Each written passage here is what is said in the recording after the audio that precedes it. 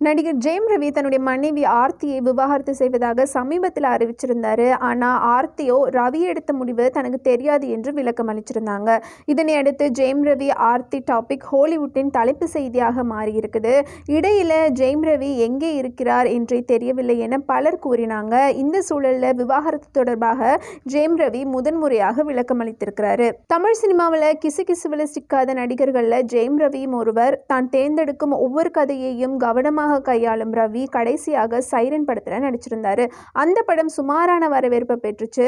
இப்போ அவருடைய கைகளில் ஜீனி, பிரதர், காதலிக்க நேரமில்லை உள்ளிட்ட படங்கள் இருக்குது.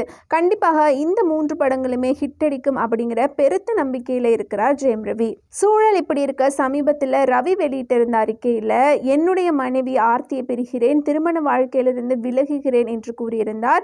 மேலும் விவாகரத்து மனுவையும் நீதிமன்றத்தில் தாக்கல் செய்திருந்தார். இந்த விவகாரம் பெரும் பேசு பொருளாச்சு. மேலும் ஜெயம் ரவிக்கு இன்னொரு பெண்ணுடன் தொடர்பு இருப்பதால் தான் விவாகரத்து முடிவை எடுத்திருப்பதாக பலரும் பேசினாங்க.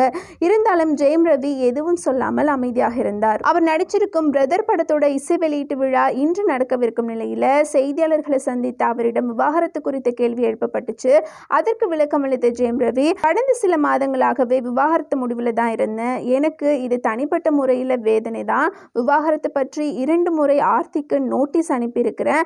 அதற்கு பிறகு அவருடைய அப்பாவும் என்னிடம் பேசினார். என்னுடைய மூத்த மகனிடம் இது பற்றி பேசியிருக்கிறேன். அவனுக்கு எப்படி புரியுமோ அப்படி சொல்லியிருக்கிறேன். அனைத்து குழந்தைகள் போன்று நாங்கள் 2 பேரும் சேர்ந்து வாழ வேண்டும் என்றுதான் அவனும் சொன்னான். 2 மகன்களும் என்னுடன் இருக்கிறார்கள். எனது பெற்றோர் என்னுடைய முடிவை ஏற்றுக்கொண்டிருக்கிறார்கள். அவர்களுக்கு எனது மகிழ்ச்சி தான் முக்கியம். இத்தனை வருட சினிமா வாழ்க்கையில் எந்த கிசுகிசுவும் வராமல் இருந்தவன் நான். என்னை இன்னொரு பெண்ணுடன் இணைத்து பேசுவது தவறானது. அந்த பெண் ஆதரவற்ற பெண். அவர் பலருக்கு உதவிகளை செஞ்சுட்டு வர்றாரு. அவரும் நானும் சேர்ந்து ஆன்மீக மையம் ஒன்றை அமைக்கவிருந்தோம். இன்னொரு பெண்ணை என் விவகாரத்தில் தொடர்புபடுத்தி பேசுவது தேவையற்ற ஒன்று. இது தொடர்பாக அதிகம் பேச வேண்டாம் என்று நினைக்கிறேன். உண்மை ஒரு நாள் நீதிமன்றம் மூலம் வெளியே வரும் என்றார்.